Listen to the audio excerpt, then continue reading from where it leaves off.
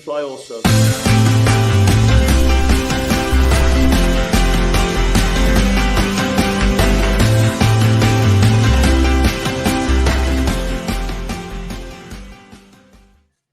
Charlotte Soccer Show. We're back at HopFly, Danny Rams. Feels like we were just here a few minutes ago. Like we never left. We're here, and the same bartending crew that was here last night is here also. So hey, hopefully they made a bunch of money last night from all y'all that came to the party, and they're happily working a second shift after a long night. A lot of cleanup afterwards, but great night. 1 point for Charlotte FC. Lots of points for all the fans. We just couldn't stop winning at the party last night, even though the team ended up in a draw. And Johnny was so fun. Cheers to you, brother. I have one. Cheers to you. You switched up from the extra times. I drank maybe my over-under was like 9.5, and I think it just hit the over at 10 last night. But I'm having one more for the road here. Or not for the road, obviously, but one more for the game. Let's charge this one to the game. And cheers. Next time. What are you drinking? I've got Surreal Time. Because last night's party here at HopFly was absolutely surreal, just to see everybody show out. The Tifos. It was so nice to see some of our, I think, best listeners of the show. Got to meet Joe Garcia last night. Got to see the Volaks as well here at HopFly, and so many more that we could name here on the show. But just off the top, just want to say the party was absolutely epic. Thanks so much for everybody that came out here last night, and the folks that we talked to that are here at HopFly. If you didn't get to see our pregame show live, we got to talk to Cam Scholes, the owner here, the founder, the CEO of HopFly, and one of many guests we had. Exactly. The lineup live. It's a new thing. Last night, what I would call a pilot episode, and by the end of this season, that's going to be hopping. You're not going to want to ever miss lineup live. Thanks for everybody that watched that pilot episode, that first go at it last night. Because it was great how we just brought people in the room. Yes. Cam came, Rachel came, your lovely wife, Matt Geslin, friend of the show, frenemy of the show, now the unofficial official photographer of the show, doing great work all night. A lot of these photos that you're now seeing in our show open, shot by Matt. And then speaking of Matt Swift from the Mint City Collective, vice president from the Mint City Soccer Show, host and creative director of that show, you could call him. And it was great to have him have a three-man weave going. It was great. We don't have Anna here today, by the way. If you're missing Anna, so are we. She will be back. We didn't kick her out, but she had something going on today, so she couldn't be here. But she is a regular part of the Sunday shows for sure. But it was great to talk to Swifty and great to just celebrate Charlotte FC. And we had a lead and everything was great. Like, should we show the video clip of just like how the party looked? We're going to show you all the highlights from the game. And we got some audio to show you, but let's just pop up the crowd.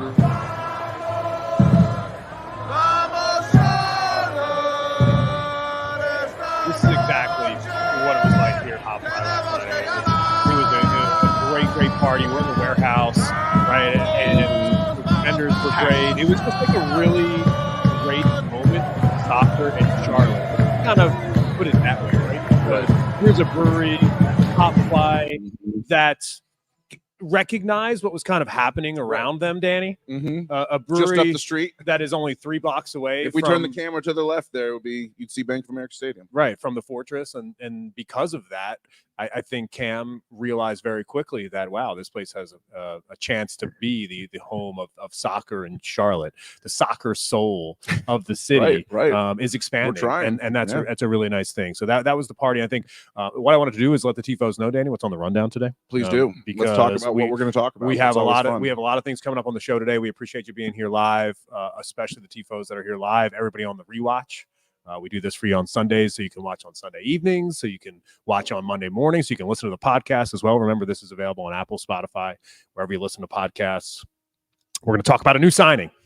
It's official. It's absolutely official that Charlotte FC, it's confirmed. It hasn't been announced yet by the club, but it has been confirmed by many sources, including our Carol Walton, not the best journalist, definitely the best journalist on the Charlotte FC. When Carol tweets it, it's real. Sort of you'd say the same thing about Tommy Bogert on the national MLS level. When it comes to Charlotte FC, when Carol tweets it, it's real for sure. There's others I could say about that. There's some I wouldn't say that about. But Liel Abada. We can expect Liel Abada to come from Celtic. He has been he's from Israel. He's been capped by the Israeli national team. He's played 2 double-digit seasons scoring in the Scottish Premiership before basically is not played for Celtic this year. Just lots of issues there, and he just basically fell out. And you can definitely search on the internet for that as to why he needed to get out of Celtic. But he's coming here, and gonna be great. It's really exciting. We're gonna talk about what this means for the squad moving forward, and tie it to what happened last night, because I think watching last night the match here at HopFly, when it was time to bring on some impact subs, you realize very quickly there was a little bit of depth issues on the wing, and I think this is somebody that is going to come in and have the opportunity to play right away. And I've got some fun news, Danny, for the TFOS out there. Right? Oh yeah, what do you got? This is a signing that we've been waiting for a couple different reasons. And one of those reasons is that we're expecting now Zoran Cronetta, the general manager for Charlotte FC, to join us here on the show to talk about the signing. Not on this show, but very, very soon we're going to have Zoran Cronetta here on, Can't wait. On this show. Sit down. And we're going to talk about his philosophy, how this signing happened. And I think what we should do is give him props, because Dino asked for a winger. He asked for some a pacey player on the wing, and Zoran Cronetta got it done, Danny. Go find a DP before the summer window. I mean, it's slim pickings, right? And what Zoran did was he found a situation. I mean, basically what it boils down to is that Celtic Football Club in Glasgow, their supporters just generally strongly identify with the cause of Palestinians. Abada is an Israeli. It's just a bad mix for them. It didn't fit. He just didn't feel comfortable playing in front of that crowd. Right. So you can, be cynical about that and say we took opportunity of a political or really a human rights situation that's not going good. But that's what it took for Zoran to go get this guy who's a designated player to come in March and not have to wait until June. So it's good business from that point of view. Again, you could say it's cynical, and you and I we can all talk about that offline. But for now, I think we're just excited to have Abada come on and join the club. That's what it's really all about. We need to welcome him, because this is a guy who's coming from a place where he didn't feel welcome. That's right. And he's going to be welcome here in Charlotte. There's no doubt about that. I think the supporters, what they've proved, the Charlotte FC supporters have proved here in Charlotte is that they're a very, very welcoming group of people. You could even see this morning that when you leave the club, when you decide that you don't want to be a part of this club, when Karol Swiderski scores the game-winning goal in Serie A this morning, you could see that the Charlotte FC supporters were happy for him and happy to see him happy. So we're going to talk about that signing. We're going to talk about, and we're going to hear from Dean Smith post-game. We're going to hear from Adilson Malanda post-game as well. These two players spoke after the match. And we're going to have a tough conversation about Enzo Capetti. A big chance missed last night. No shots in that opening match at home against NYCFC. Are you concerned? No goals in 2 matches for Charlotte FC's only senior designated player. Reminder, Liel Abada is a young designated player, so Enzo Capetti is still the only senior designated player on the squad. We're going to talk about Patrick Ajamong, subbed on, made his season debut last night. And almost had an insane impact. Couldn't quite pull it off, but he did have an impact. I'll give you a tease about that conversation is going to sound like, because I thought Patrick Ajamong was way off the pace last night in Vancouver. It was really tough to see. I know he's coming off of an injury, but he was just, it was clear to me that he was not ready to play. How could you?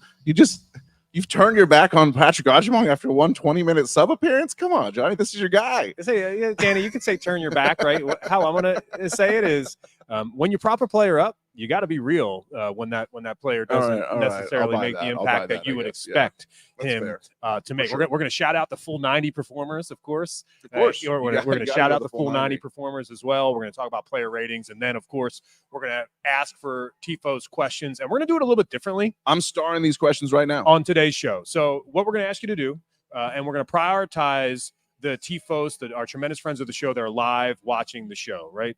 And what we want to do is, if you're watching us now, drop us a question in the chat. We're going to star that. We're going to come back in our third segment. We're going to answer all questions that come through live as we're doing the show. I think that's a really fun way to do it, and a way to reward the fantastic folks who are hanging out with us live on a Sunday afternoon, late afternoon, almost evening in Charlotte. So where do you want to start, Danny Brams? We're going to start by listening to Dino and Addy. Let's hear, because I'm a post-game sound guy. The reason I do Decoding the Presser from time to time whenever I feel the bug on our YouTube channel here as you're watching on, because I just love listening to post-game sound. I love seeing a great game, then hearing what they had to say about it, right? So I went through this morning and did a little cut of the Adilson Malanda and Dean Smith press conferences, and I will cue that up for the TFOS now. Enjoy a little 2 minutes of just some back and forth with the guys here, talking about some of the big moments in the game. And then we will, if you've forgotten what those moments are, we will show them to you as well. But listen to this.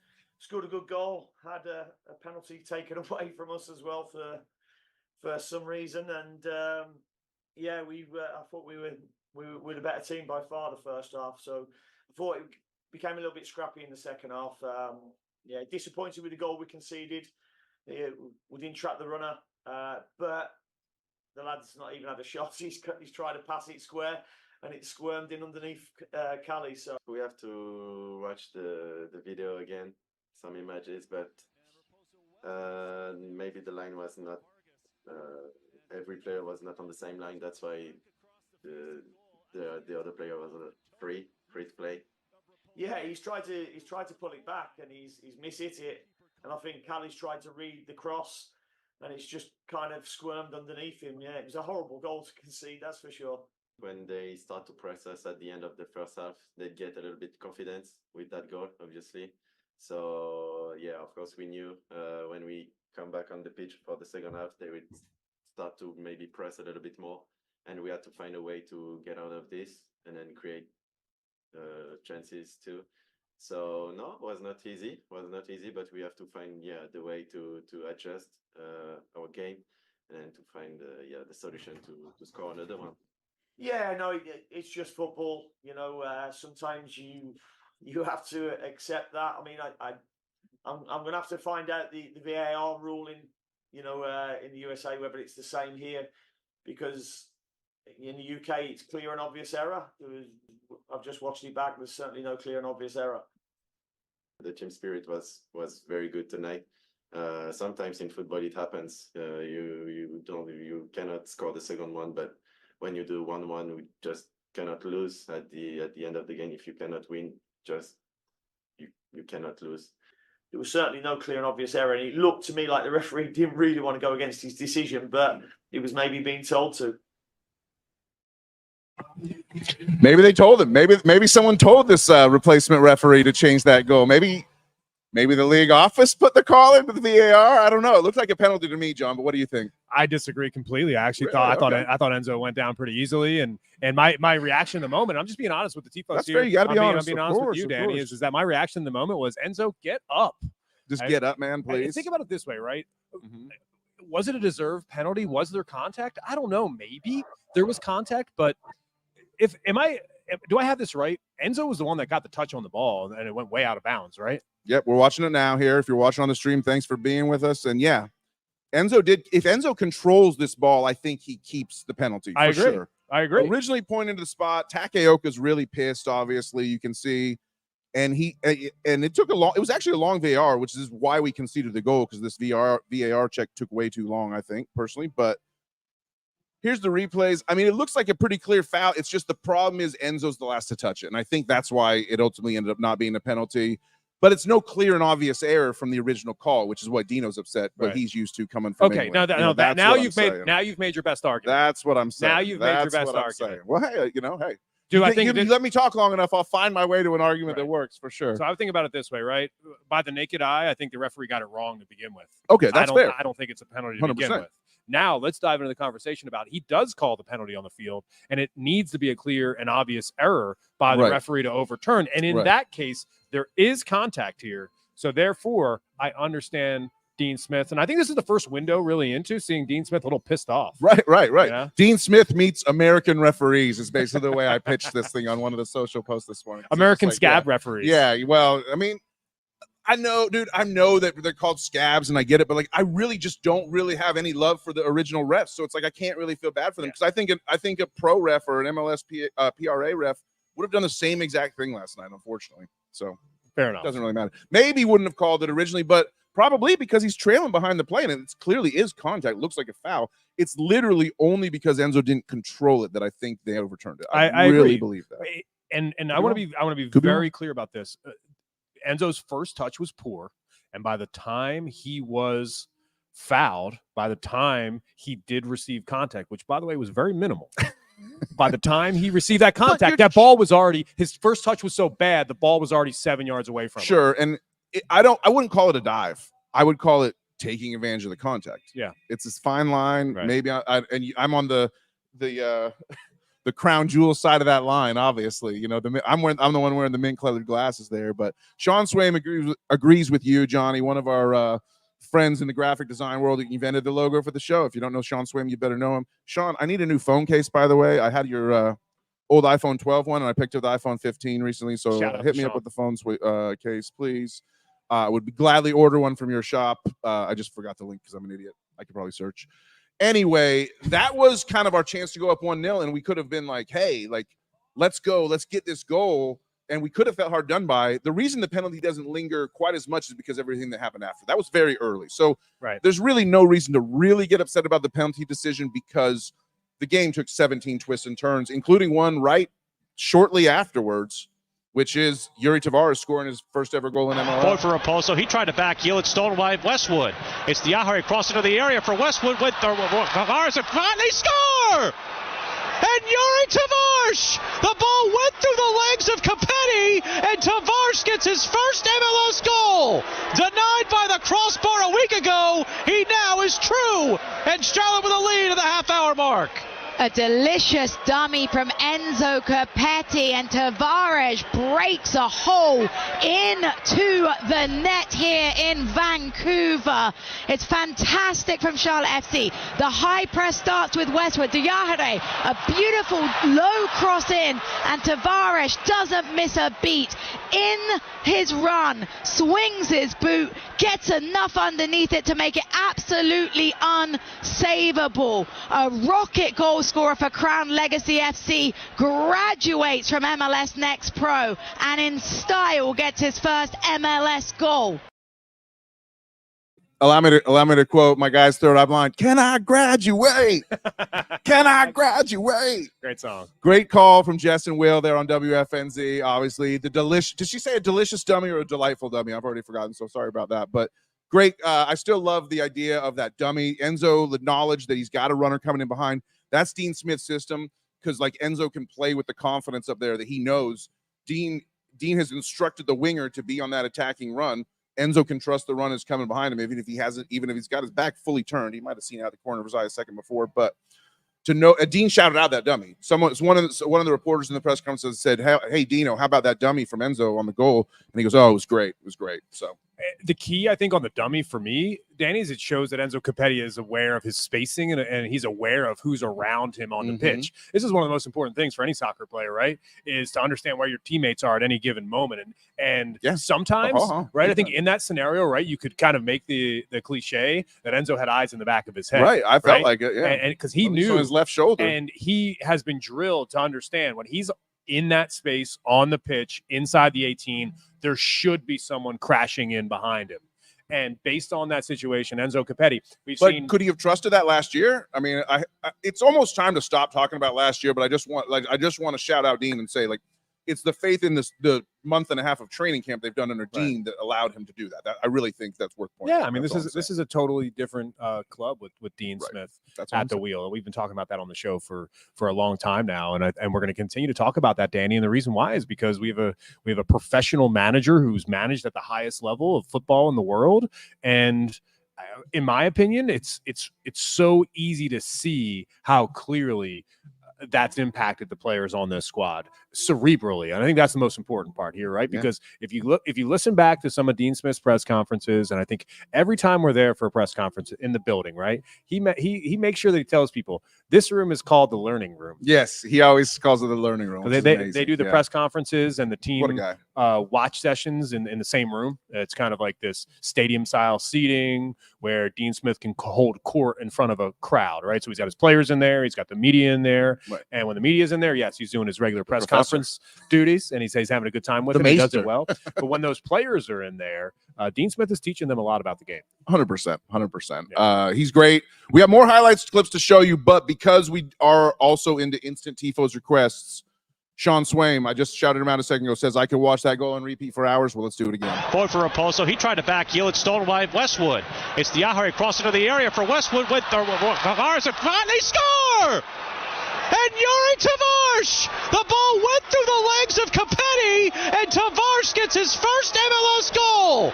Denied by the crossbar a week ago, he now is true. And Charlotte with a lead at the half-hour mark.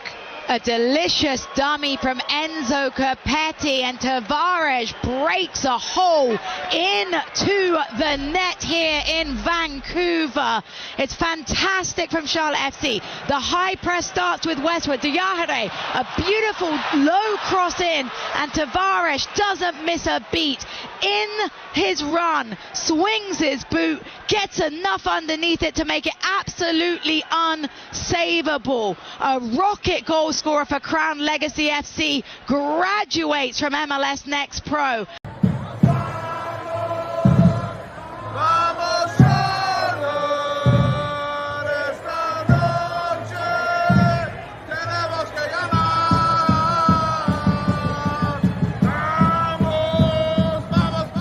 Right on that. You finally got the name right. And the reason why is because in that first match day, when he had that sick header off the bar and eventually in for a Adiel Simulana goal, the play-by-play commentator on that taught me quickly, it's the Portuguese way to say Tavares. Yeah, it's great. So like Jose. Exactly right. So cheers to Tavares for showing up and showing out in Vancouver. And I thought one of the most interesting, or the more interesting comments post-game, was that Tavares wasn't afraid to admit the fact that he was unbelievably nervous against NYCFC in his first start. Oh, you could tell from his body language. The home supporters, and he graded himself in that match, and he said that he played very poorly.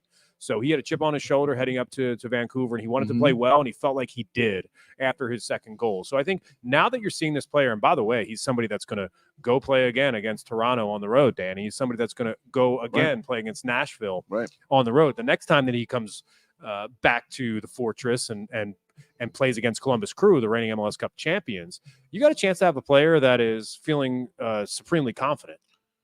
Other than the fact that Liel Abada is going to be here and it's going to be like a lot more competition at the wing spot, like I don't know if he continues to start. It's like kind of him or Kerwin has to sort of. Well, go let me stop you there because I think let me stop you there. Let me stop you there, Danny. Let me stop you there. There's a visa process. This is going to take time. This is going to take time.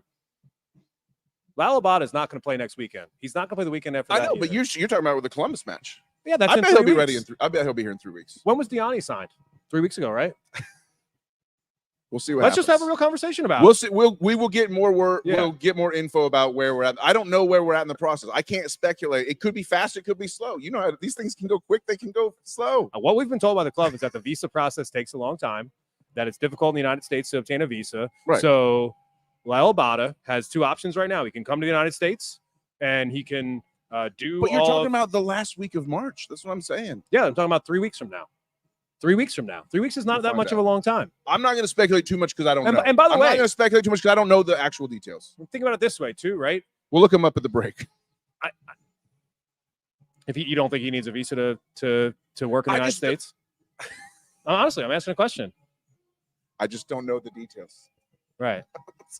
Okay. All of a sudden, Danny I Bram's... defer to you. I defer to you. All of a sudden, after just giving any opinion in the world for the last 2.5 years, Danny Brams is worried about the details and getting it right on the show. All right. You want to talk about opinions? How about this opinion? If you heard the Dean Smith sound rip that we played earlier. I'm not giving any opinions here. I'm telling you. This is an international... you said I'm giving opinion. No, I was segueing. I'm off this. I don't know the details, so I'm moving. For some reason, to me, it seems like you're sweeping under the rug the fact that we have a new signing and it might be 2 or 3 weeks. I'm optimistic that 3 weeks he will be able to play. That's all I'm saying. Okay. That's all I'm saying. I don't expect him to play at Nashville. Right. I do expect him available for Columbus Crew. I could be wrong. Okay. I'll eat the L if that happens, but it's 3 weeks away. That's all I'm saying. No, that's totally fine. But I think the reason why I brought up Diani is because I want to know when he signed, right? So Diani's still not available. Where in the world is Jabril Diani? For sure. Like, I have no fucking clue, but it's exciting. And we're going to talk about the signing in a little bit. So we don't have to dive into I'm excited. Now. I just don't know the details is all I'm saying. Right. Look at Kuchecki. Unapologetically positive, and that's why we love it, dude. If it's up to Danny, like, honestly, I've heard that Liel Abada is going to make his debut on Tuesday night at SportsLink at Revolution Park. I think he's going to be here in a couple days. Just get a warm-up game in. Yes, he's playing in the 7. He's playing co-ed 7-on-7 Tuesday night right here uptown. So keep an eye out for him there, and we'll see how he looks. That's why Anna's not here. Him and Anna are at a training session right now, so you can get ready for sure. All right, so. I was just trying to segue I had a great segue about opinions, and you said opinions. Okay. And I thought about Dean Smith's opinions on what we're about to watch here, which were revealed in the sound rip we played earlier. I absolutely love Dean Smith telling Ryan Raposo that your goal sucks and you can take your misplaced cross that stole 2 points from us and shove it in a sack, mister. And here's what it looked like. Clip. Just the second quarter for Vancouver. Good swinger. Capetti a piece of it. Vite chipping that, looking for Raposo! Across the line! The flags stay down, and the Whitecaps have leveled it at 1 late in the first half. Well, a really well-executed set piece from the Whitecaps. And the final touch from Raposo tricks the keeper, Kalina, just a little bit. Does he stay onside? That's the look that we'll have to have here. Linesman thinks so, as Raposo with the first Whitecap goal of the year. As the ball's headed away by Capetti, it's Vite who plays the final ball in. And Raposo well onside there as he's kept on by Vargas. And Kalina, thinking that ball is going back across the face of goal, actually ends up going off the toe loosely of Raposo and trickles over the goal line. Goalkeeper caught out. Johnny. Ugh. I mean, it's rough. It's right rough to before watch. halftime. It's absolutely rough to watch. And Dean Smith is absolutely right. You could tell that the player was trying to square the ball. He didn't catch it right, and he caught Christian Kalina on the wrong foot, and it squirts into the back of the net. Kalina actually making a good play that didn't work out. Didn't work out. Okay. It was actually a good play. I don't know. Yeah. We got more Kalina clips coming up in a second. We got another one to show you first, but I don't know. I love that Dean's like, it just squirmed in. It just squirmed in under Kali. You know, like he's missed his cross. He's fluffed his chances, if you will. And just like, I couldn't believe, like, it's clear that he's trying for a cross. And the way he celebrated, he did a little like this celebration or whatever. Like, come on, bro. Come on, Raposo. I think that's why Dean Smith took those comments at the press conference, is because the way that he celebrated the goal made it seem like he meant to do it. He put his boot up on his teammate's knee, and his teammate was shining the boot. Like, bro, you didn't just score a banger from outside the box, dude. You fudged up a cross, and it squirmed in under Kali. Okay, so if you want to take a hey, Raposo, your goal sucked. Come on the show and talk about it. A sobering shot of truth serum is that I think one of the biggest issues in MLS is goalkeeping. I think the goalkeeping quality in MLS is not good. And I think that Christian Kalina falls into that category. And frankly, I think every goalkeeper on Charlotte FC's roster falls into that category. And that's the type of goal in the moment of the game that is very cringeworthy. And for me, I'll tell you a fun story about last night. It was 45 minutes, 5 minutes of extra time, which I thought was a lot in the first half. But hey, leave it to MLS and the assistant referee to decide whatever he wants as far as stoppage time. There was that VAR check. Is probably why 5 minutes were put onto the clock. But it was 45 plus 3.5. And I was not watching the match. Right. It's like I walked outside for halftime to get some fresh air. And I did not realize that Vancouver scored until I walked back into the brewery until after halftime, when I walked back into the warehouse. And I said to myself, man, the vibe in here is different. And someone's like, you didn't see it? And I was like, no, they equalized right before half. I was like, oh, great. That's awesome. So I didn't see the goal until after the match. And it's unbelievably disappointing. But I have to say, this to me, I think is a really interesting perspective, is that, and I want to see, I want the fans to realize, the supporters to realize, who were here at the watch party, that, I mean, that goal killed your vibe big time. Because when I came back into the warehouse, I was like, did somebody die? It was 1-1. Charlotte FC was playing well. That's a good time to get behind your club, to enjoy it. But everyone was afraid. It was like the match was already over. Everyone was so that goal. What my point is, and I'm tying this back into the time that the goal was conceded, was that goal, Danny, just really deflated everybody. Yeah, for sure. And it's the classic football cliche. Worst time to concede. And it absolutely was that, because if you look 100%. at the attack momentum in the second half and you listen to what Dean Smith said, Vancouver took that gift of momentum and they ran with it in the second half. Well, what Dean called it, he said it got scrappy in the second half. Like he just we were in control for 30 minutes, then we decided to just not be in control anymore. So if you look, I brought up the sofa score here. If you look right above our little window there, you can see that those blue and green bars. That's the attack momentum. And you can see it's very blue for about 30 minutes there. And then even our goal is kind of against the run of play as Vancouver starts to get control back in the end of the first half. And then again, we come out nice in the first half, kind of controlling things. And then for the last 40 minutes, we're just under pressure. And you heard Adi Malanda say, when you find yourself in that situation and you're like under the cosh and they're coming at you and you're just trying to hold on to something, maybe you're not able to win, but you just can't lose. And so the team did a good job of not losing. I'll say that for sure. Right. But unbeaten. You talk about bad goalkeeping in MLS. Right. Vancouver's goalkeeper's pretty good. Takayuki, he comes over from the J League, and he had the moment of the match because you can't count their goal really as a moment of the match. It was so horrible. But you got to give their goalkeeper credit because even before that Raposo goal happened, right, it should have been 2-0. Here's what Enzo did that's really got a lot of people asking questions about what this guy's capable of. And with the numbers in their favor and Tavares making that aggressive run into the penalty box, they're able to put one away. Kopetti steals from Ranko Veselinovic. He's all alone. Takaoka the save. Rob Charlotte of the second one. And Kopetti. It's a good save. Can you play that one more time? Yeah, let me play it one more time. Before we talk about the we got negative, no replays on this before we one, talk so, about the negative, let's just talk about the positive. Take a look at Breck Diagra here. Yeah, Diagra's header is amazing. Also, there's more on this later. Good things happen when Christian Kalina kicks it deep, also, for sure. But hey, here we go. And with the numbers in their favor and Tavares making that aggressive run into the penalty box, they're able to put one away. Kopetti steals from Ranko Veselinovic. He's all alone. Takaoka the save. Rob Charlotte of the second one. And Kopetti. It's painful.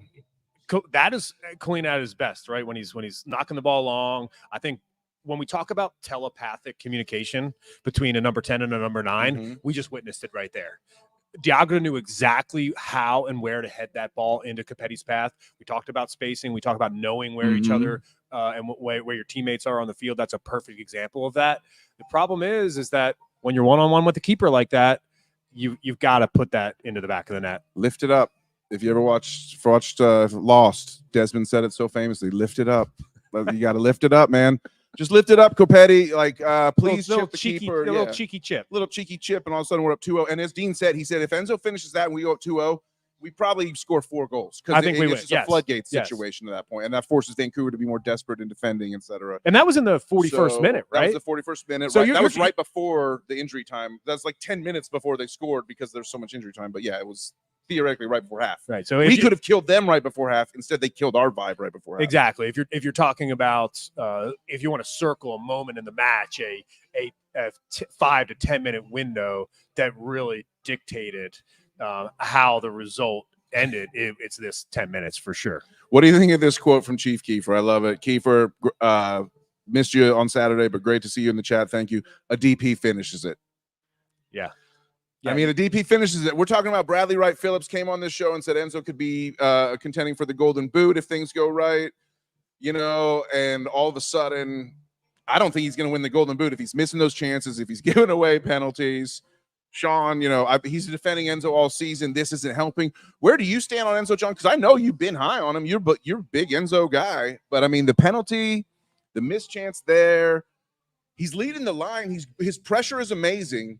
He definitely. So if we had a longer clip, I had a longer clip, but then I wanted the Willie P and Jess call, so I took the shorter WFNZ cut.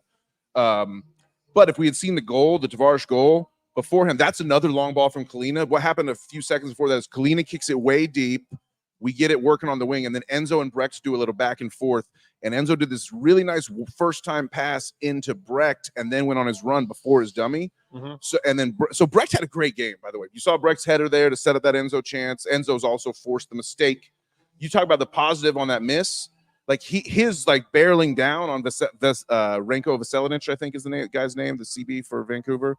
That he forced that mistake. That's not a mistake that a guy's just going to make if no pressure's on him, but the pressure forced it. Right. So there's pluses and minuses here. Of course there is. Yeah. And there's only been, by the way, 2 matches, right? So anything that's discussed right now is not written in stone. I think we're seeing things play out right in front of our face in the same way Dean Smith is. The only thing that he has that we don't is that we only get to watch 30 minutes of practice every single week, and he gets to watch every minute of every single training plus the matches. So Dean Smith is taking in all this information as well. But for me specifically, when I think about Capetti's big chance missed last night, to me, I categorize that as 2 big chances missed in 2 games. Yeah. And you ask yourself, what do you mean?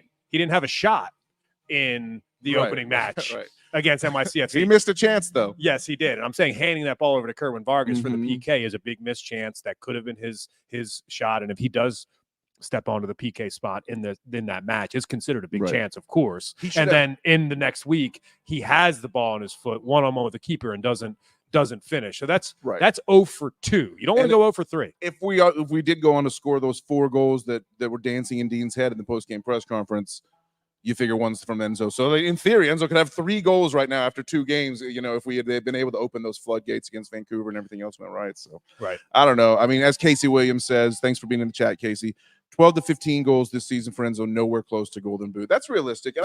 In Bradley Wright Phillips' defense, he wasn't predicting Enzo for a Golden Boot. He was just saying hot take about Charlotte is this could happen. I don't disagree with Casey, and I think that that's a realistic take. But for those people who are talking about Enzo Capetti and potentially being in the Golden Boot race, is the reason why people are saying that is because of opportunities, right? And what have we seen? We've seen 2 games, 2 opportunities. Yeah. Right. So we're going to see a 3rd opportunity against Toronto on Saturday afternoon at 2:00. By the way, 2:00 start against Toronto next Saturday, this coming Saturday on the road. Hopefully the wind won't be as bad as it was last year up in Toronto. Against the wind. That was the best. Yeah, one of the best episodes last year for sure. And we did get a draw out of that game. Yes. Toronto actually looked pretty good. I think they were beating New England when we started this episode, and I think New England tied it while we were in the course of the episode. But one of my favorite parts about yesterday, right? You mentioned Matt Swift joining us pregame on our pregame show, and I asked him about Andrew Privet. I talked about Andrew Privet and somebody that can really all of a sudden claim to be one of this team's best defenders. And a lot of people didn't believe that he could continue to get the job done. And there was a moment last night where he almost saved the match. Yeah, it was absolutely amazing. I got a clip here queued up. So some people have been wondering about Kalina. This is a clip of a few Kalina plays that we'll talk about afterwards, but then it ends on an amazing Andrew Privet play that we've got to talk about. This kid saved this kid. We owe 3 points, I think, to Privet, because we would have lost. The win becomes a draw and the draw becomes a loss without this kid. 2 great plays, 2 point-saving plays in 2 games for Privet. Kid absolutely amazes me. If you heard it on the pregame show, we talked about it. Watch this kid in action after a little Kalina sketchiness as well. Whitecaps keeping Alessandro Schopf on the field. Talk to Dean Smith about the travels and how different it is in North America. 4, 8, and 5 away from home, and there it is from distance. Rattles it off of Kalina. And Schopf gave it a ride. That was a heavy strike from Alessandro Schopf. Here it comes from the newly crowned captain. Booming one to the far post, down it goes into the 6, and a save made by Kalina. Into a right back position where he is sitting right now with Brown off the field. Berhalter to White, popped up. Pico is right there on his left foot. Pico! The save is made, and just by Kalina, cleared off the line by Privet. Andrew Privet on the spot there. That last one is trickling over the goal line 100% if Privet's not there. Totally. No chance it doesn't. It's a bad giveaway that leads to a goal. And right. How long was that? That was 43 seconds of almost unwatchable football. I mean, my goodness gracious. First of all, why did Christian Kalina make those 2 saves? Well, I guess you can call it 3.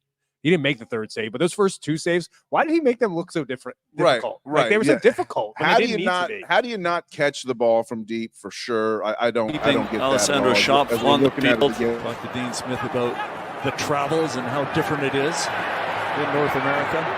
Sorry. So we're just looking at it again here. And there it is from How do you distance. not- Rattles it off of Kalina. There's a lot of heat on that. Shot gave it a ride. That was a heavy strike from Alessandro This next one, Right. where I ask myself, like, what the fuck is going on? Right. Here He it definitely comes from made the it look newly like a crowned great play when captain. it should have just been moved to. Booming one to the far post. Down it goes into the 6 and a save made by Kalina. Like, He missed time. I think he missed time to Position jump where he there. is sitting right now with Brown off the field. Berhalter. Yeah, To White popped up. Pico And is then right this, there. yeah, What is clear the foot? like- Pico. that was like a burn The there. save is made. I mean, and just by Burns is Kalina. right back Cleared outside off the of line that. by That's all I Privet. would say. But Right look at there. this. I What mean- is the foot? Pico.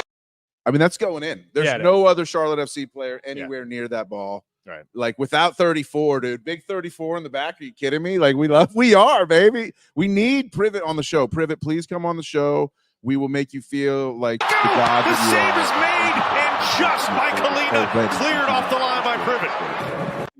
Don't hear me the wrong way. I'm not trying to be nasty about Just saying. Christian Kalina, but I am just trying to take a long view here and be consistent with everything that we've talked about for the last 2 seasons and now a couple games. Is that there's been moments where Christian Kalina was one heck of a shot stopper. He can keep the ball out of the back of his net, but there's just some moments where you scratch your head and you say, what the hell is going on? He did save that point blank shot from Pico. Obviously, he got enough on it that it was a slow dribbler to enable Privet to save it, but it was not so slow that it wasn't going over the line. Right. I mean, like you're not mad at Kalina, but you're just like, oh, like you hate and to be fair, we were doing in the room at the watch party in the warehouse, right behind us, right through those windows, y'all. We were doing the dun dun dun dun dun dun Kalina. Everyone was doing the chants because we support him. But it's like you don't have to make it look so tough sometimes, Right. like you said. Yeah, it just looked more difficult than it needed to be. But anyway, it is what it is. There's only one. For what it's worth, he's only given up 1 goal in 2 matches. So Right. if that continues, We were just coming off of 5 straight clean sheets. exactly right. So- Yeah. So I think I think there's some people are going to look at this and tell me that Christian Kalina is a great goalkeeper. And what I'll say to you is, we'll see what happens over the next 32 games of this season.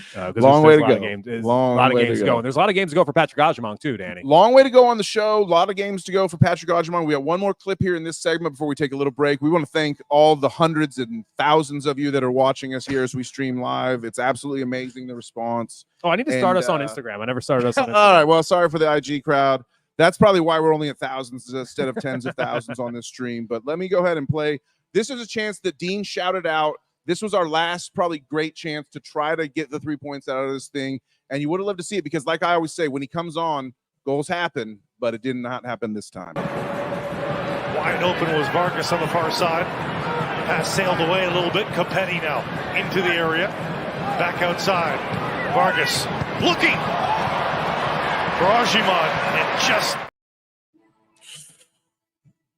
I don't love it. Enzo was unselfish all night, by the way. Right. When you look at that, right, it's a chance for Ajamong. He doesn't the word that you used pre-show was the same word I was saying. He doesn't get enough purchase. Right, not on enough that purchase header. on the header. Yeah. He just didn't feel like it was the right exactly. price. He didn't want to make that purchase.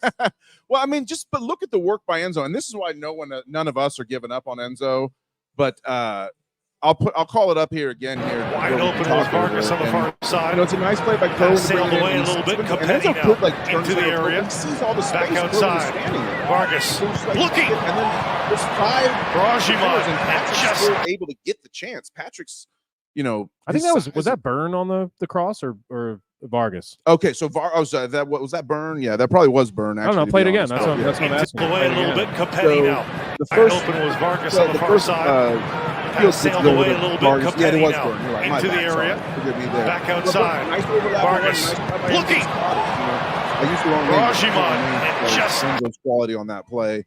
And I like it. I wish that Patrick had just timed his jump a little better. He probably could have got the purchase, like you said. But the unselfish play by Enzo is why I'm keeping the faith with him. I'm keeping the faith with Enzo Capetti for the second year in a row. This is the second Sunday Keeping the at faith HopFly where I feel like this Enzo Capetti discussion is morphing into a case of extremes, right? Right. He's either all the way good or all the way horrible. Yeah. No. Last week it was, you want the PK so bad that you're angry, and now you're giving it away. Mhm. This week to me is like, oh, you're being lauded as an unselfish player, but you really at your best as a striker when you play a little bit selfishly, right? So I think Enzo is somebody that is trying to really just get in the manager's good graces. Right. I think that Enzo is somebody that is listening to what Dean Smith is saying. I think that he wants to play team football. And I think last night there was a lot of back passes. There was a lot of passes that Enzo made last night where he was making the correct pass, not thinking about himself, not taking too many dribbles. And I think that is all well and good for a striker, but I just want to see a little bit more selfishness from Enzo. I do. And this is coming from somebody that's been critical of Enzo in the past. And this comes off of the idea that there was no shots in that opening match, right? And there wasn't a lot of shots last night either from Enzo. I just want him to, I'm totally fine with when shoot the ball, man. Yes, when it's 1-1, to just shoot the ball. So for me, Patrick Agyemang, again, I mentioned off the top of the show, and this is just my opportunity to say this. I talked to Keegan about this after the match, one of our great TFOS. Tegan and Sarah? Yeah. Tegan and Sarah. They were there last night, and it's always great to see them. But I talked to Keegan after the match. What I said was that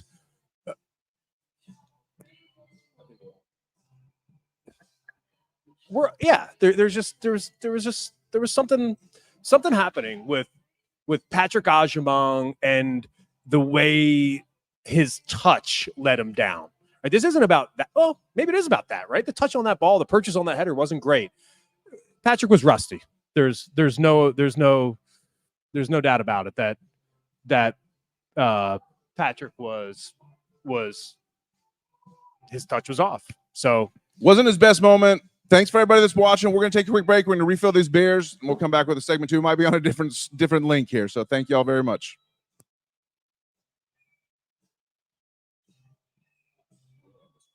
No, hold on. Let it go. Keep it going. I think.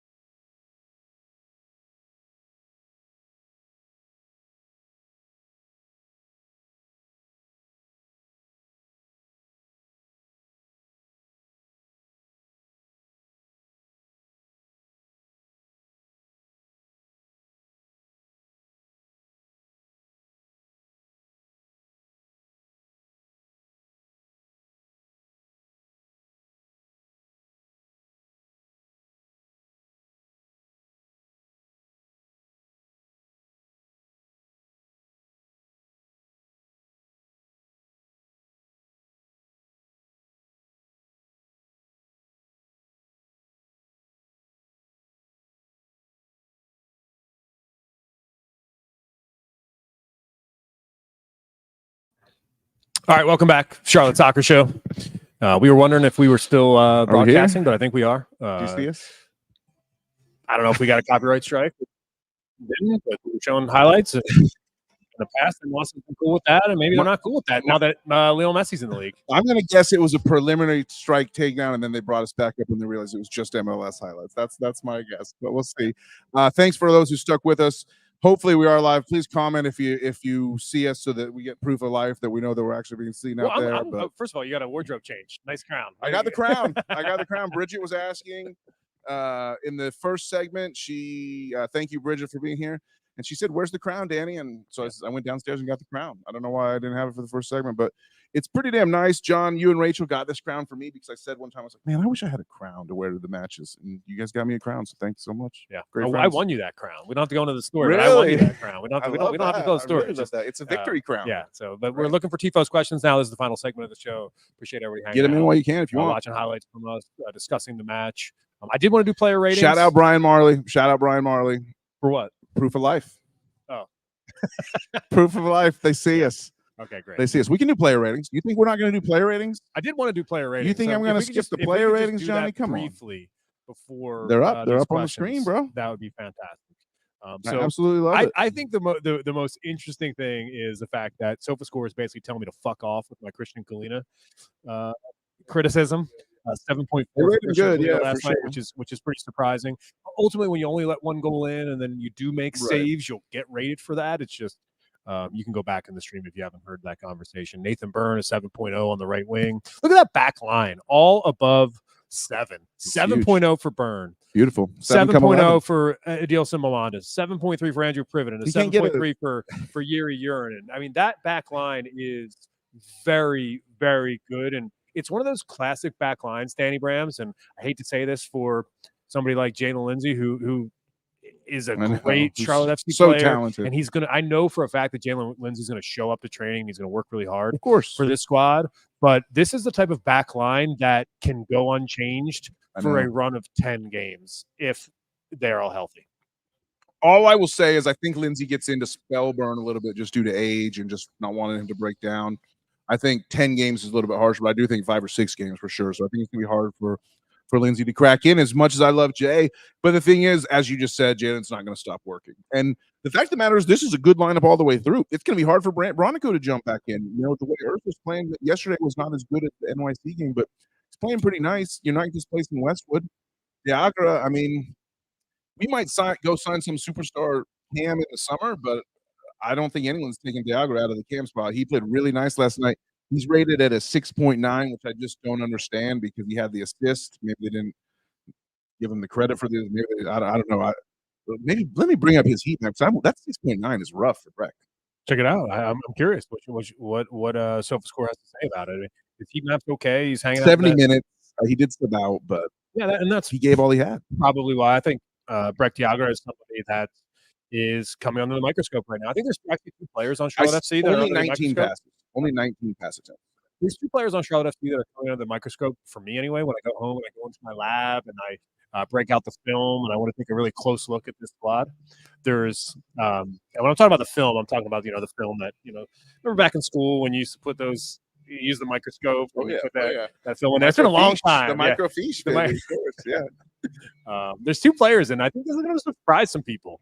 The first player is Breck Diagra. I think this after talking to Sasha Kleshchin, he's somebody that kind of opened my mind a little bit to the idea that yes, I'm okay with Breck Diagra as Charlotte FC's 10, but with MLS being a number 10 league, the bar is set pretty high. Right, you want your 10 to be the best player. The bar is set high, so that's number 1, right? He's under the microscope for me, and there's one other player in the starting 11 that is under the microscope. I just want to say though, it's to say, I could name 10 better 10s than Diagra, which is what Sasha said. Like, yeah, because teams spend, and they all make like 10 times the salary of Diagra. Like they're DPs. That's why. Like, give me a joke. Like, good point. I think he was making a little bit of a false equivalency comparison there, and I also think he was comparing a version of Breck that he knew from the Belgian league 5-6 years ago. But I would like to see Sasha come back on and tell us if he liked the assist. Did you like that pass, or maybe just give him the assist for the dummy? Maybe, who knows? The other player that is under my microscope, and this is gonna Maybe ruffle some feathers a little bit is Ashley Westwood. The captain? I like shout out. Tell me about that painting over there. Shout out Defend the Queen. It was framed up better on the first segment here, but this is a great painting. How about I just yeah, that's what we do here. There was a I know there was a point earlier in the episode where we played one of our illegal MLS clips, and you guys could hear what we were saying. Tell me about the painting. It was not muted, so apologize. We're going to keep working on those technical issues, but this is a beautiful painting from Defend the Queen at Defend the Queen on Twitter and all social medias. He's a vendor who was at the watch party last night. He was at the tailgate here in the warehouse, and he does great airbrush art. He just has lots of good portraits of all the guys on his team. He's been doing it since year one, right? And I always wanted to get a piece from this guy. And the fact that he was at the party and I got to meet him in person, I was like, oh, I got to freaking buy a piece. Finally, I've been talking about it to myself in my monologue in my crazy head for the last couple of years. So, and I had he had a lot of pieces. He has Ajimong, he has everybody on the team. He has a great Copetti one for sure. But for me, it was the Westwood art that I had to get. I can't wait to hang this in my little sports room. I'm moving this summer, so I'm going to have a whole new sports room to set up, and I can't wait to give this one a place of honor. Defend the Queen, go find them. Hopefully they'll come be a vendor at another event, but this was a great piece of art that I was happy to add to my collection. And why do you hate my new art? Like, what the hell, bro? I like your art. Okay, don't put words in my mouth. I really do like your new art. I think if I could handle it here, yeah. And the reason why I want to talk about Ashley Westwood is because I think there's been a kind of this ideal when you're talking about Charlotte FC and the pieces that this club has, that the midfield is crowded, that Bram Bronico can't find his way back in all of a sudden, that Ben Bender, when he's finally back from injury, is going to have a really tough time breaking into the starting 11. And I'm kind of raising my hand and saying, hey, I disagree with that. And I think that's because I really respect here we go. I really respect what Junior Urso does. I thought he was a match in the first match, and I think he's somebody that is going to impact this club in a really great way. And I think that Ashley Westwood is somebody that can do that as well. But those two players, in my mind, at this stage in their career, are very similar. They're not necessarily complementary to each other, right? Sure. And by the way, Jabril Diani, somebody they can work together. Yeah, they can play in the pivot. Double pivot. That's absolutely right. Sure. And it's something that I spoke to Dean Smith about last week at the press conference. I asked him about Ashley Westwood. Grilling? Did you nail him down? What I asked him was, I said, what does a new defensive signing, Jabril Diani, what does that mean for Ashley Westwood and his freedom to go forward? And Dean Smith, I thought his answer was really, really impressive. I thought he said, when we play in a pivot, Westwood is, to me, somebody that is going to be in that pivot. But if we decide to play with 2-8s, if we decide to play with two attacking midfielders, then all of a sudden, who plays in that defensive role? Is it Diani? Is it Urso? What I'm trying to tell you is that after two matches, yes, Rek Diagre, Ashley Westwood, and Junior Urso are the midfielders. But I need you to start thinking about things this way, right? Charlotte FC is starting to accumulate an embarrassment of riches at the midfield position. If Ben Bender comes back from injury and is looking really good, he's connecting play, he's going to push Rek Diagre for that number 10 role. He could, for sure. That'd be good. I would love to see Bender play centrally instead of on the wing again. That's just what I've always said about Brecht. Yes. Yeah. No, but it's not even about saying about Brecht, right? But everything I've said about Brecht, I also apply to Bender. Yeah. If you're a loyal fan, you know what. I don't even have to say it. Right. Because you all know. I just have to reference, hey, remember what I said about Brecht earlier? And everybody listening knows.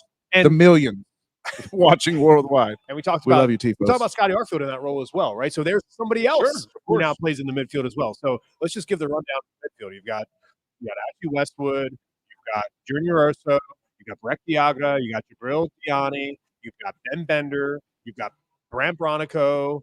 You have right now a amazing competition, and I promise you, Dean Smith tonight is saying that's a very, very good thing. And I'm not in no way, shape, or form am I suggesting that Ashley Westwood is somebody that should not start for Charlotte FC, but I might start suggesting that he's a player that maybe could come off in the 62nd minute. Well, since I projected him in our preseason preview episode to get the most minutes for Charlotte FC this year, I can't agree, John, but I like where your head's at. I do think that the schedule starts to wear. Remember when we get in talk about the stages of the campaign. Remember when we get into that fixture crunch stage 4. It's coming. It's for you to be here faster than you think. Where we play 6 games in 22 days, I think, something like that. Like, it's not gonna be great. Not gonna be great. Well, and there's no chance Westwood's playing all those games. It could be great based on no the chance depth that we're talking about. Yeah. It's not gonna be great for certain individuals that are hoping to play the most minutes on the club to match both Danny Bram's prediction. Yes. You know, I know Westy wants to make me look like a genius there. Because I can promise you, during this 34-game MLS season, the one thing that matters is Danny Bram's minutes projection at HopFly on a Sunday afternoon on the patio. So I think it's time. I think it's officially time. Tifos questions? Tifos questions. Shout out to the Charlotte FC podcast who's checking in. Balance of vets and new players really started to take shape. I agree, and I would phrase it in a different way. Nick, I would say the balance of veterans and the balance of young new players. I think that if you have a bunch of veterans and you've got established veterans and new veterans, that can become a locker room issue. But when you have established veterans and you have new young players, Liel Abada is going to come into this club as a new signing, a young designated player at 22, and he's going to have, and this is the other side of the coin with Ashley Westwood, he's going to have somebody that he can speak to that welcomes him to Charlotte, that is an engaging captain, somebody that does love the club. He's going to be welcomed here with open arms. Ashley Westwood sets that tone. So I just want to make sure that I put that out there as well. I'm with you.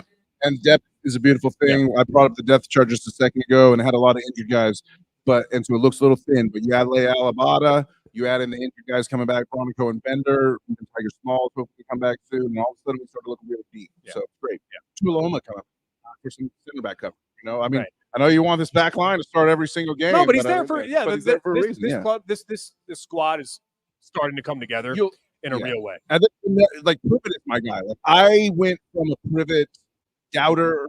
You can only truly be a true believer of something if you doubted it first. Like, you know what I'm saying? My doubt of Privet has been overcome so much that I now like he's displaceable. He can't be knocked out of. He's undroppable for the year 1 throwback from the show for sure. Before we get into Tifo's questions, we saw the player ratings. Let's just celebrate the full 90s real quick. We've got Yuri Yernin, full 90, baby. We've got Nielsen Milano. We've got Andrew Privet. We've got Christian Kalina. We've got Nathan Byrne as well as Kerwin a full Vargas, 90 player. He didn't go the full 90 in game 1. Nice to see him log 90 minutes. A really nice 90 minutes from Kerwin Vargas. Urso and Westwood, for everything you said, both full 90. I mean, I get that they can't do that every game, but and that's my point, right? It's like when Urso and Westwood go the full 90, Brant Bronico, Ben Bender, and Gianni are sitting there saying, "I've got your back next match," and that's a really good thing. And so Tavares got the goal. Privet got the goal line clearance, both a 7.3. You know who got a 7.3 without any decisive action like that? Yere Urinen. And Yere played great last night. Yere is so nice. He's a classy player. He's a classy player. He's going to be. You're going to fall in love with him if you haven't already this year. You're not a guaranteed starter for the Finland national team, right? Unless you're a classy player. That's just what it is. Let's not pretend like Finland is like the 10th best international team in the world. But if you're going to start for Finland and be a first choice starter, that's pretty impressive. Love Yere, love Finland, love it all. Let's get some questions. And first, before we get into the questions, let's just shout out Matt Livingston, who's hanging out with us here. Matt, please come around, please, if you don't mind, please. Show some love. We've got a the first ever history made on the Sunday recap show. Matt Livingston, great Tifos. Tell us about your kit that you're rocking today. It's my Porto kit. I got this. So this summer, here watching the game, Porto Benfica 5-0 to the Portistas. Nice. And kind of ran into you guys. So yes, we said come up to the studio. And all are welcome. Upstairs. We're hanging upstairs.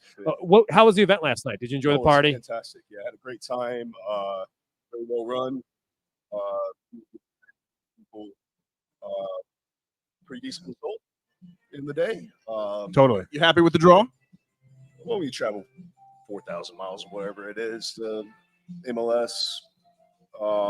Take the road point. So, great call. Do you have a live Tifos question for us before we get into the ones on the recording?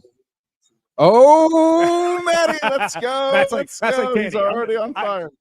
I love it. I see it here. I've got it started, Matt. Thank you so much, man. Cheers. And thank you for coming last night, bro. On the show. Yeah, 100%. Future parties may not be as huge in the warehouse because obviously the fact that Men City Collective showed up as obviously not everyone's there just to see Johnny and I as much as y'all love us, and we love you. Thank you so much. But nobody was there to see me except for my wife. But well, hey, what can you do? I was there to see you, John. Come on. Thank you. But there will be the Mid City Collective will show up at future parties. So the next week is going to be an afternoon party. Might be a little bit smaller. Going to be just as fun. There's going to be other opportunities for big games. MCC joins forces with CSS. It's a beautiful thing, and so you can look forward to just all kinds of great things. And having been said, let's answer Matt's question. Rapid fire. Matt, you get the first question. Thank you for showing up today. Vargas or Tavares on the left? And it's a great question from Matt, and the reason why is because Liel Abada is the new signing. He's probably going to start on the right. Right. And at this point, he played on the right for Celtic. At this point in the season, it's a tough question, and I say Tavares.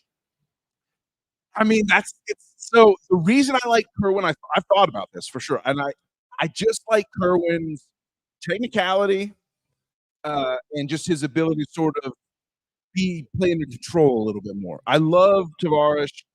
I'm not saying Tavares is out of control, but I just think Kerwin is extremely technically skilled. That's all. So it's not a knock on Tavares for me to say that Kerwin is better at controlling, but it's such an interesting question. It's a great question from you, Matt, because it's a real question. Because you assume you're going to pay $7 million, $8 million for Abada to come in. You're going to plug him in as your starting right wing and just go with the consequences there. So it's a battle for that left wing, and right now, Tavares leads at 1-0. So I can see why people might want Tavares for sure.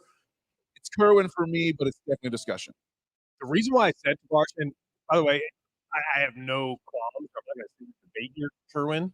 Debate me, bro. No, I'm not going to. I'm going to explain to Matt. Prove me wrong. I'm going to explain to Matt why I picked Tavares, and it's because I thought Dean Smith said something really interesting, and it made me think about the game and his tactics very simply. Is that he said that my forward line is my first line of defense, and my back line is where the offense begins. And when I see Tavares on the pitch, I see him as an unbelievably good defensive wing. He's so long. His length is really important, and he can take the ball off of somebody with that length, right? He's got the ability to tackle. It's really tough to get around. So if Dean Smith, to me, is thinking about his forward three in that way, hey, and by the way, that's why he loves Capetti, right? Capetti is such a badass when it comes to pressing. Tip of the spear. Being the tip of the spear, exactly right. Spear. And I think Tavares right now is a better defensive winger than Kerwin Vargas. I think Dean Smith is going to go to work with Kerwin and try to teach him how to play a little bit of defense. Kerwin left back. That would be Latanzio. Latanzio made that move. Yeah. Latanzio would be like, Kerwin is our new defensive mid. Yeah. Now, I think we can't lose. I say, as much as I hate it for like fantasy purposes, because I'm a huge fantasy soccer player, and the most important part of that is being able to confidently project who the starting 11 is going to be a couple days in advance when I have to lock my lineups in. So I hate the idea of those guys constantly battling it out as a fantasy player.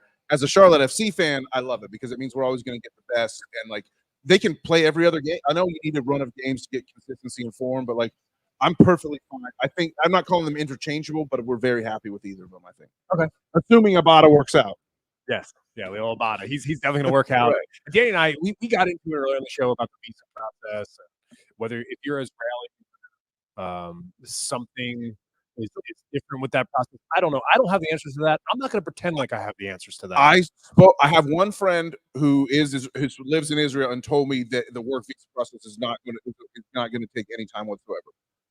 I don't know how much authority this guy has, but the thing that was fueling me where I was like, I'm not sure it could be quicker is because I have a friend who told me that it's going to take no time at all. But based on experience in my life, things take forever. So that's why I'm so confused and not sure about it. I didn't bring it up. I didn't bring it up to have a debate about the visa process. I just brought it up to have an honest conversation about it. I just don't know. I just don't like to have an honest conversation about stuff that I can't be honest about because I don't know the info. Well, hey, for what it's worth, every time I come on the show, I'm not in any way, shape, or form trying to pretend like I know everything because I don't. But I'm going to pretend like I'm going to know what I'm talking about when I'm answering the questions. What's the next one? All right, fair enough. Well, this one you'll know for sure, and this is your chance to show off, Johnny. From Brian Marley. Is that the new season ticket member scarf? Yes, it is. Can't wait for it to arrive. Absolutely. Yeah, show us totally right. Yeah, I mean it's a great scarf. Obviously you've got the logo here. It says season ticket member on here as well. Feels good. And then I thought something that was really interesting that they included here. You can find what side this is on. Is that they have a QR code. They have a QR code right here on the scarf, right? So you can scan that QR code. Do you have your phone? You I do. Let's do it scan live. that QR code. I believe it leads to the chant page. I believe it like teaches you what the chants are, but let's find out. Either way, it was a really smart move by the club to put that QR code on there. This is technology. And this is the future right here. Screenshot this right here because this is the future right here. Live streaming me QR code Johnny's scarf is the future of technology for sure. Now, it takes you to the supporters chance page. So if you're like, hey, babes, beer, and soccer. I say Charlotte is wonderful. It won't have those lyrics, but those should be the lyrics. My lyrics. It's really cool to have the QR code. I haven't heard that one. It's really cool that it has a QR code there to the chances, and it's a shout out to the club. That is the new STM scarf. What's the next question? There's a couple chants on that page that I am not familiar with, but how about this is not a question, but I did star this comic because I think it was pretty good. Don't worry about Enzo. It took Messi 3 games to go. Enzo will still get 20 this year. But this is the real question from Rob Barnes. 1 to 10, how concerned are you about the missed 1v chances from both Capetti and Vargas in the first 2 games? Is this early season jitters or a concerning lack of quality? Johnny, take it away. I'm going to put myself in Dean Smith's shoes, and he's going to say all the right things, but it's a concerning right. It's not concerning lack of quality, right? Let's just cut it off at concerning. Right. There is no lack of quality with Enzo Capetti and Kurt Vargas. We know that both those players are quality players. We've seen them do it here at Charlotte FC. We've seen Enzo Capetti do it at the highest division in Argentina as well. And it's why he's the senior DP here with Charlotte FC. So there's no lack of quality. I do think that there is a concern, though, after 2 matches with plenty of chances that neither of them have put one into the back of the net. I think so, sure. Lack of quality is one thing, but what Dean said, like he repeated the same line last night when they asked about Enzo's miss. He repeated the same line from Kerwin's missed right after, which is quality players get chances. If you're not good, you don't get those chances. And Enzo created that chance for himself. It was a great header from Diagra, but it was a speculative header from Diagra. And Enzo's the one that ran it down. So. Right. I disagree with you that he created that chance for himself. Diagra created that chance by hitting the ball directly into his path. Enzo was making the run. It was that's why I talked about telepathic communication between the 9 and the 10. Right, Enzo, the ball didn't just end up on Enzo's feet.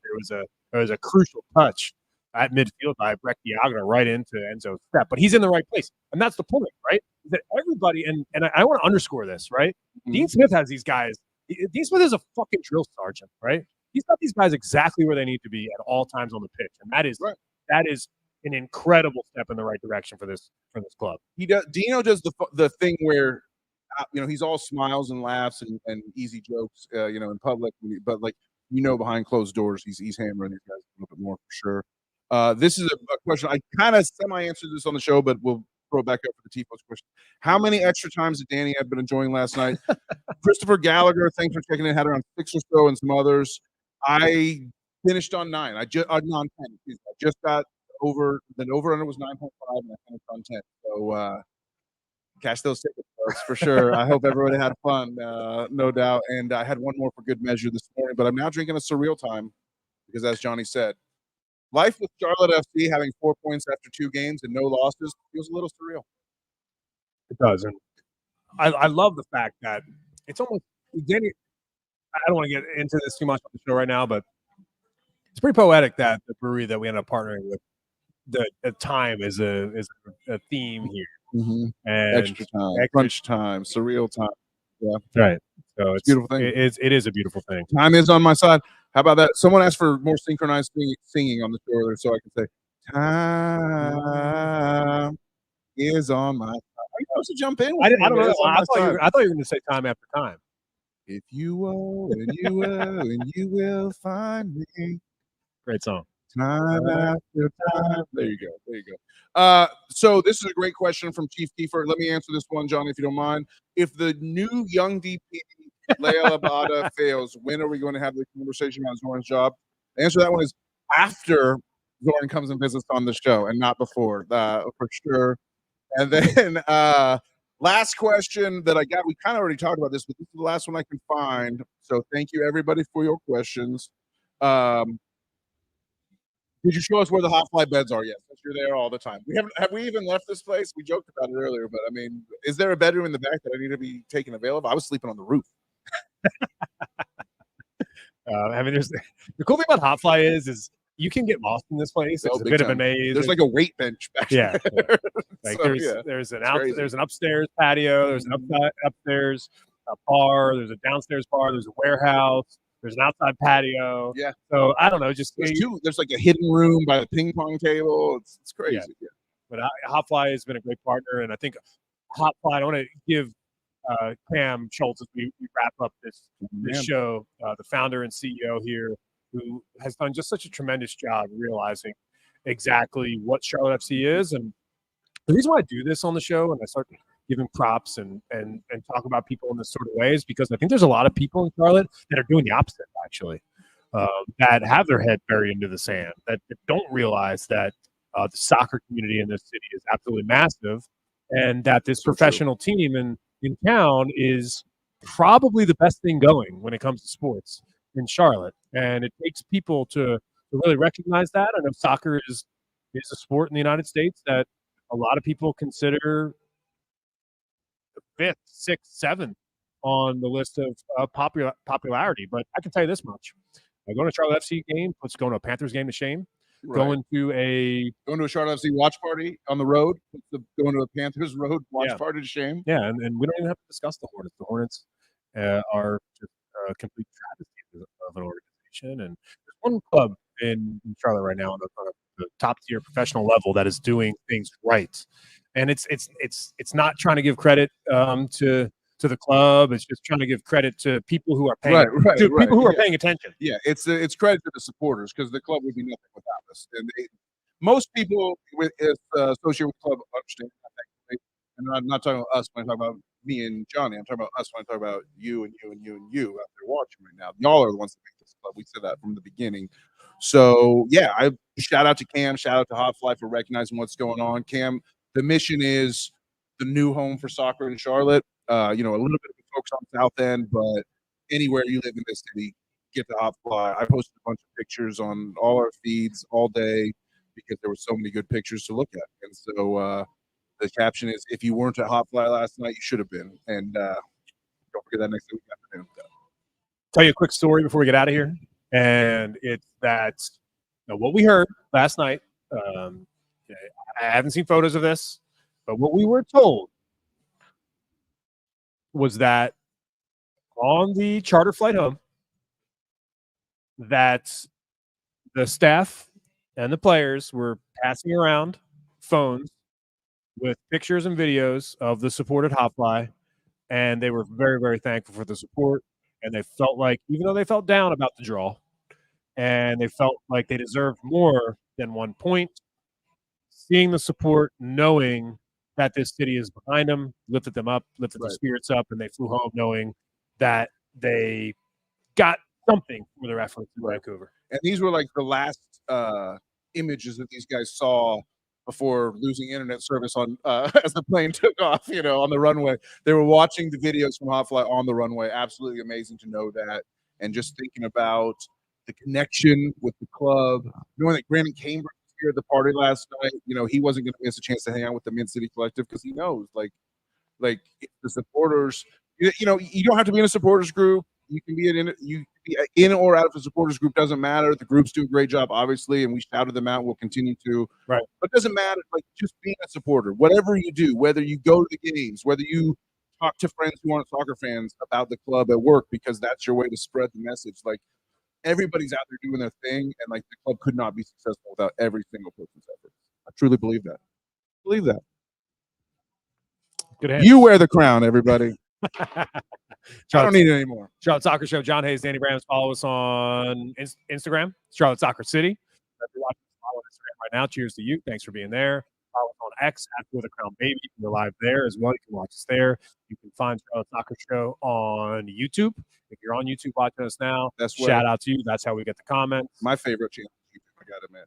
Make sure you sub and make sure you give us the like and make sure you drop a comment in. follow the Substack. We do written words every once in a while. We put a match week Mondays out to sort of get you ready for the week. We do columns based on reaction to the things the players say. And I wrote a column this week about all those old midfielders that John spent this entire episode shitting on. So make sure you go read that. Match Week Monday newsletter every week. It's going to be coming out tomorrow. You can find a link to this episode, and we'll make sure that we I think the reason why I think what you're going to see is you're going to see as this week rolls on, you're going to see different outlets talking about the match. But when it comes to Charlotte Soccer Show, by the time Monday rolls around, we're thinking about the next opponent. So yeah, it's true. Next week, tomorrow, we're on to Toronto. Match Week Monday will come out, and we're talking about the match against Toronto on Saturday, 2 o'clock Eastern start.